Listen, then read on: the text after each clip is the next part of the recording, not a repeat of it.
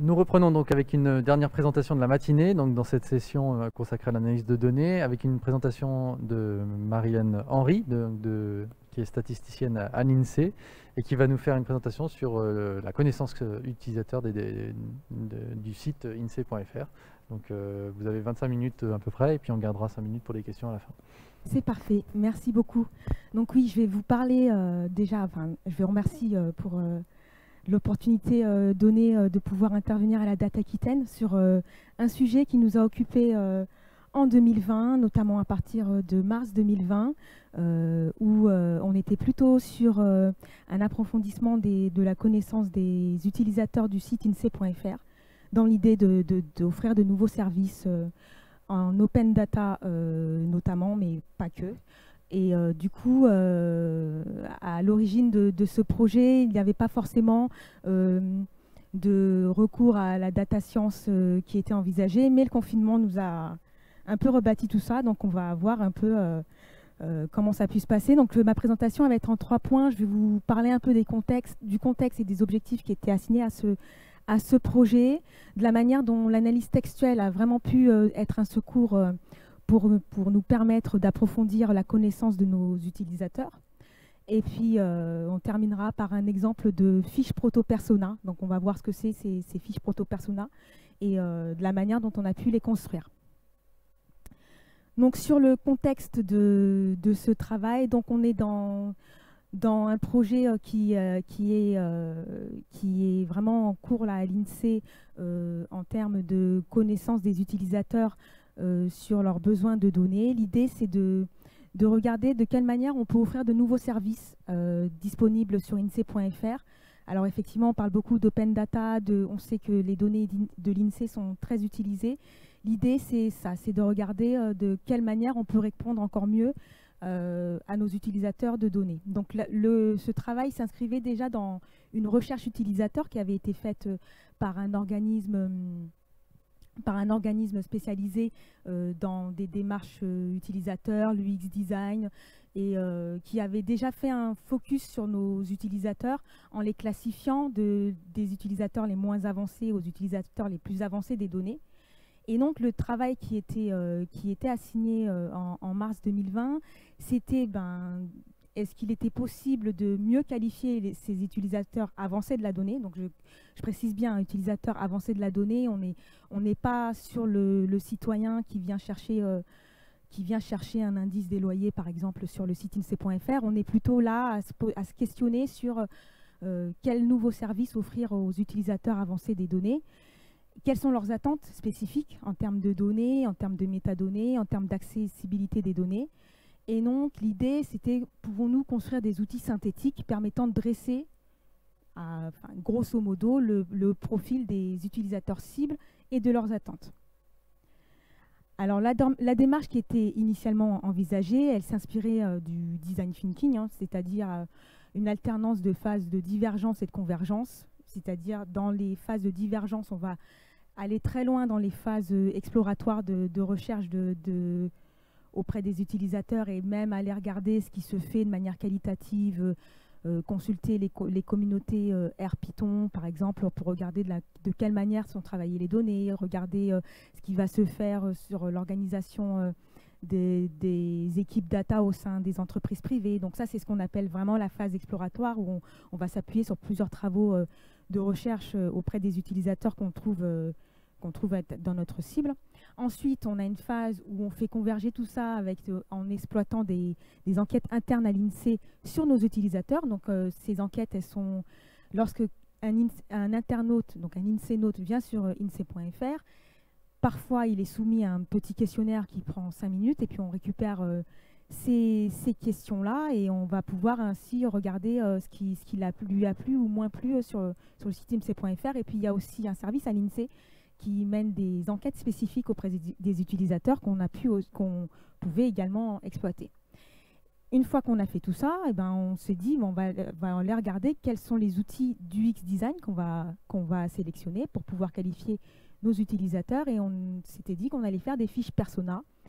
Et puis je vous parlerai plus tard dans la présentation de la pyramide des besoins utilisateurs, mais c'est voilà, c'est les deux axes principaux qui vont nous occuper pour qualifier nos utilisateurs. Et puis une fois qu'on a tous ces outils-là, alors là, on peut repartir dans une phase de travail beaucoup plus large où on va avoir des personas, donc on va pouvoir avoir des focus group, avoir des utilisateurs cibles qu'on réunit autour des personas qu'on a créés, pouvoir tester des interfaces qu'on va proposer, des expériences Mac, etc. Donc la méthode des personas, qu'est-ce que c'est? Donc les personas, c'est une méthode initiée par Alan Cooper en 1999. C'est une sorte de phase fondamentale lorsqu'on veut concevoir des nouveaux services, où là, les nouveaux services vont être conçus dans une démarche centrée utilisateur. On va d'abord s'intéresser à la manière dont les utilisateurs réagissent face à un besoin, et ensuite, on va construire les outils autour de ça. Donc une fiche persona, ce qui est intéressant, c'est que c'est un archétype d'utilisateur type, et c'est assez facile à prendre en main et à comprendre une fois qu'on les a. Pour construire des personas, on a deux phases de construction. D'abord une recherche primaire et ensuite une recherche secondaire. La recherche primaire, c'est une recherche vraiment qualitative. Là, on va interroger et observer des utilisateurs. Et la recherche secondaire, on va rentrer dans l'exploitation classique des enquêtes qu'on pouvait avoir, nous, à l'INSEE. Alors, les personas, pourquoi ça nous a paru être une méthode vraiment très utile? C'est que ça allait être utile à toute l'équipe de conception, puisque c'est facile à prendre en main, c'est un côté ludique et très compréhensible. Ça peut être aussi mobilisable pour d'autres projets connexes. Il faut savoir que lorsqu'on a des personas, on peut après utiliser ces fiches pour développer des projets qui ne sont pas forcément le projet cœur pour lequel on a créé ces fiches personas.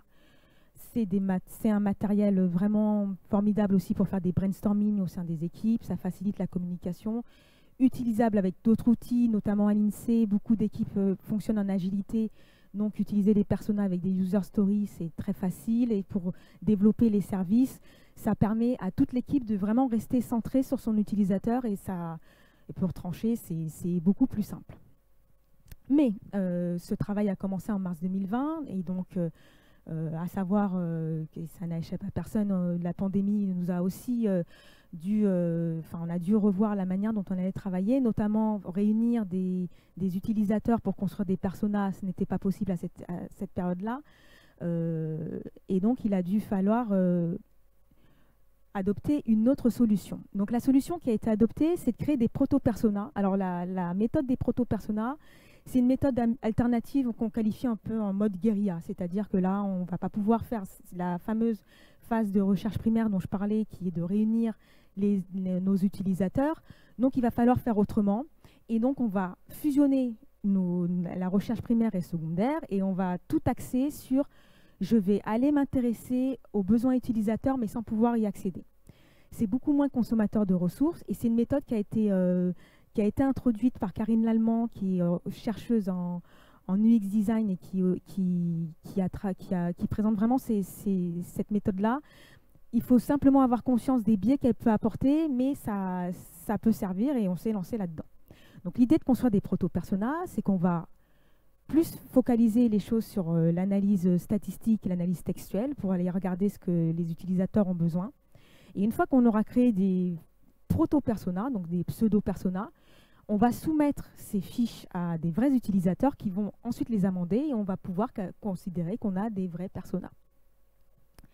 Donc la démarche qui a finalement été retenue, ça a été d'aller un peu tout azimut, regarder dans les sources où on pouvait avoir de l'information sur les données, sur la manière dont sont travaillées les données et sur les formats qui intéressent nos utilisateurs avancés. Donc on s'est tourné forcément vers le site Stack Overflow, qui est un site de partage de questions entre codeurs. On a aussi analysé les tendances Google Trends, quelles sont les recherches sur tel ou tel type de format de données. On a fait un focus sur des API, notamment les API, de quelle façon sont utilisées les API chez les développeurs, chez les data scientists ou autres.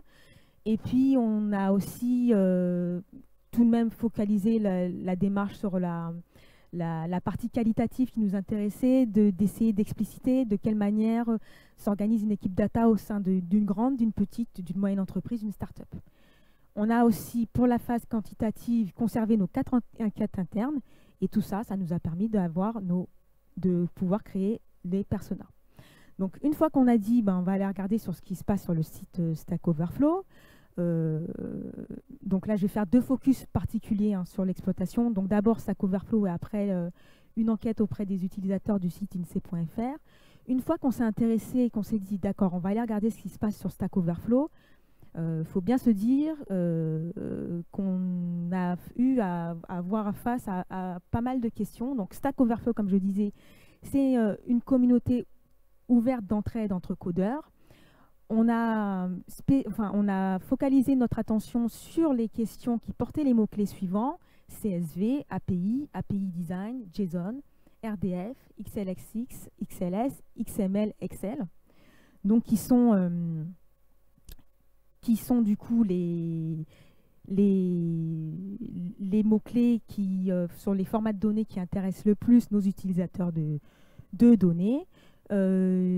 L'idée ici, c'était de regarder, notamment pour RDF, qui est le format Link Open Data, donc le format qui intéresse, qui est porté par le Web 3.0, le Web des data, voir un peu comment s'organiser la communauté derrière. Est-ce qu'il y avait des communautés derrière ces différents formats? Donc sur le nombre de questions récupérées, donc on voit déjà la première information que peut nous donner le site Stack Overflow, c'est qu'il y a il y a des formats de données qui intéressent plus les utilisateurs que d'autres: JSON, Excel, XML. Et bien loin derrière, on va trouver RDF ou les questions d'API Design. On n'a pas récupéré tous les verbatims de toutes les questions, parce qu'il a d'abord fallu scraper les questions sur les pages comportant ces mots-clés. Ensuite, interroger à chaque fois via le programme R cette page pour récupérer les données. Donc, on s'est limité à environ 130 000 questions pour cette analyse. Donc ici, je présente un peu le workflow de l'analyse des questions Stack Overflow. Donc tout d'abord, on sélectionne les pages avec les mots-clés qui nous intéressent. Donc les mots-clés qui sont les modes de diffusion des données. Donc on est toujours avec les utilisateurs avancés des données. On récupère, on construit 2 tables. Une table contenant le titre des questions, une table contenant le contenu des questions. Donc ça se fait avec un web scrapping et le package RVest sous R. Donc ça marche assez facilement et c'est facile à mettre en œuvre une fois qu'on a bien spécifié, qu'on a bien pris en main le DOM, donc l'arborescence de la page internet que l'on veut scraper. Une fois qu'on a fait ça, on va faire un pré-processing des données. Donc donc on va notamment retirer tout ce qui va être mots vides. On a commencé tout d'abord à faire des nuages de mots pour essayer de prendre tout ça en main. On n'y voyait toujours pas grand-chose. Donc on s'est lancé dans une analyse où on s'est dit, voilà, est-ce qu'on ne va pas essayer de mettre en place un modèle de topic pour essayer de sortir les grands sujets qui sont dans nos questions. Donc pour mettre en place ce modèle de topic, donc au tout début, on s'est dit qu'on allait faire un LDA, donc un Latent Directly Allocation standard. Voilà. Le souci, c'est qu'on avait beaucoup de questions, donc beaucoup de documents avec parfois des réponses. Les questions étaient très courtes et on avait encore du mal à avoir et à dégager des patterns au sein de ces questions. Donc, ce qu'on a décidé de faire, c'est donc avec l'algorithme Part of Speech, de pouvoir taguer les mots de chaque question de fonction à savoir quel était le nom, quel était le verbe, et ça servait aussi en phase de pré-processing pour pouvoir sortir nos différents patterns du modèle de topic. Le modèle de topic qui a été ici utilisé, c'est le modèle BTM, donc, qui là a l'avantage par rapport au LDA d'être très bien adapté au texte court. Donc pour faire cela, plusieurs packages R ont été utilisés. Donc le package UDPipe pour la partie part of speech, donc qui est très bien documenté pour ceux que ça intéresse sur le site d'UDPipe. On vous montre même la manière dont vous pouvez également adapter le modèle à vos propres données. Et puis le package BTM pour le topic modèle. Donc là, je donne quelques exemples de résultats de ce que ça a pu donner et ce qui nous a complètement satisfait en termes de sujets tournant autour des principaux formats de données de nos utilisateurs.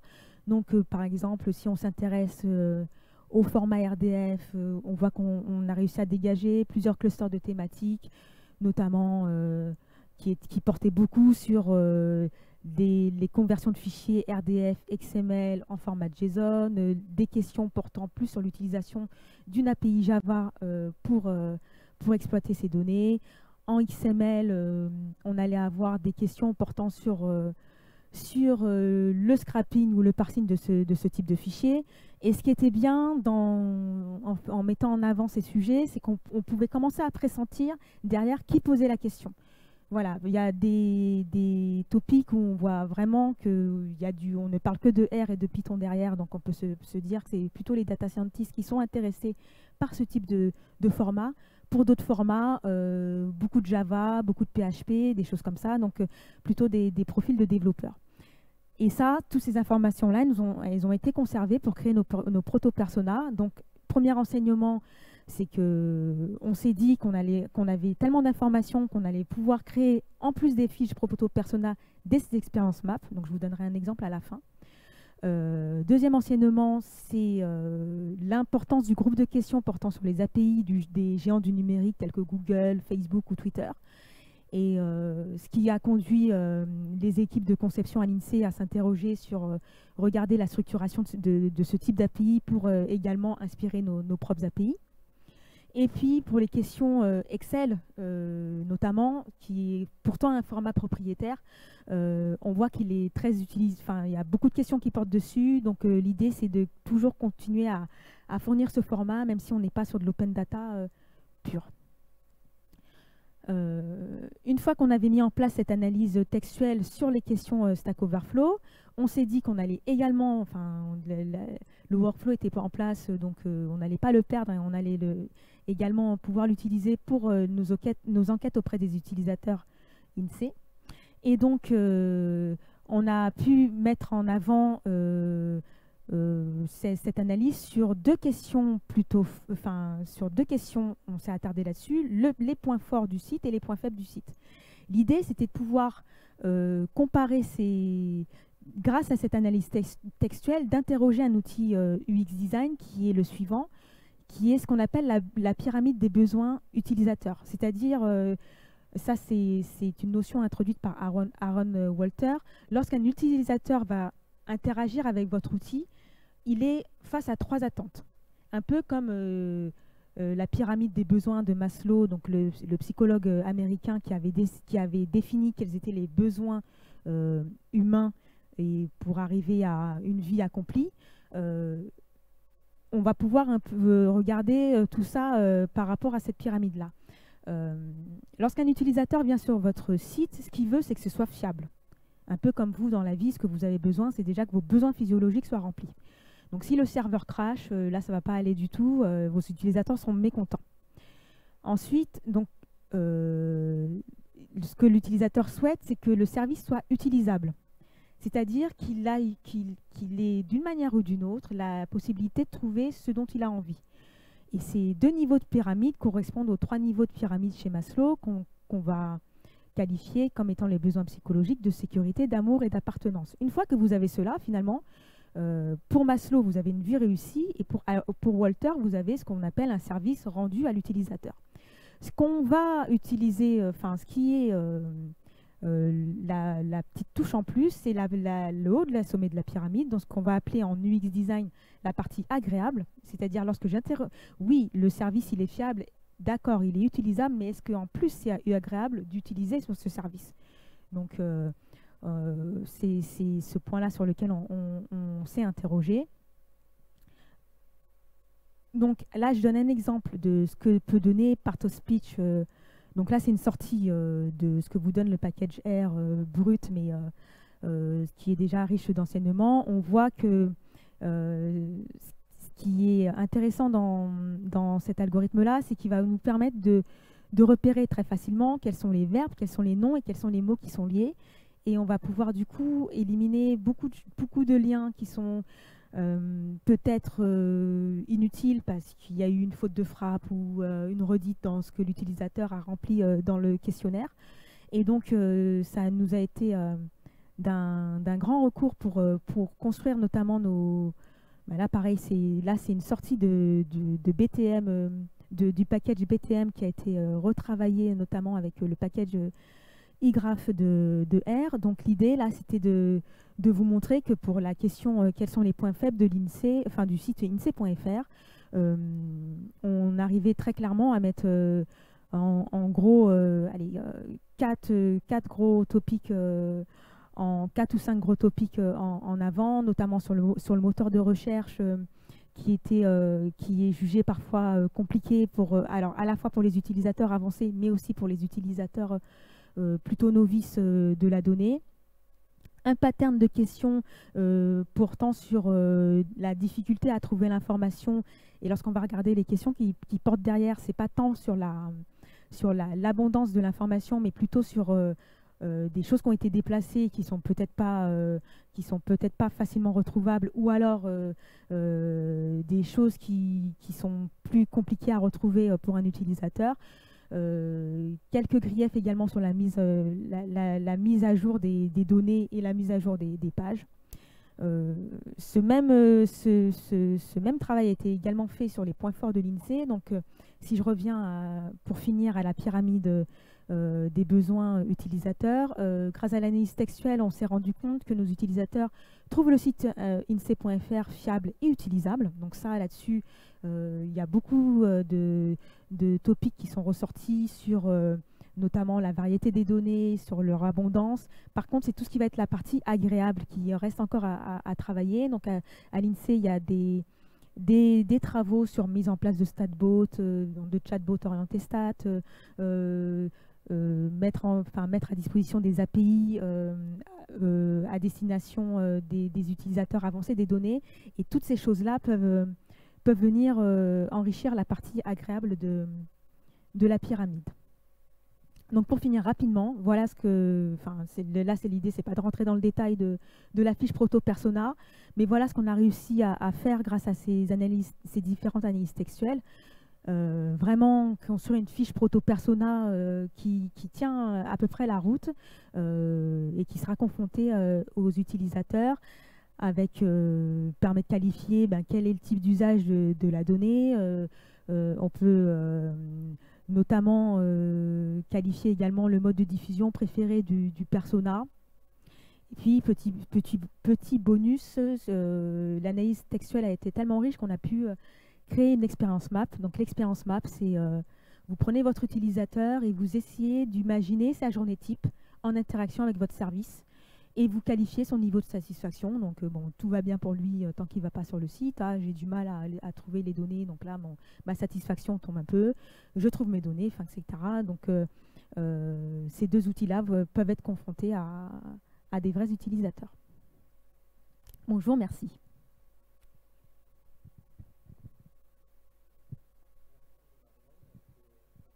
Intéressant.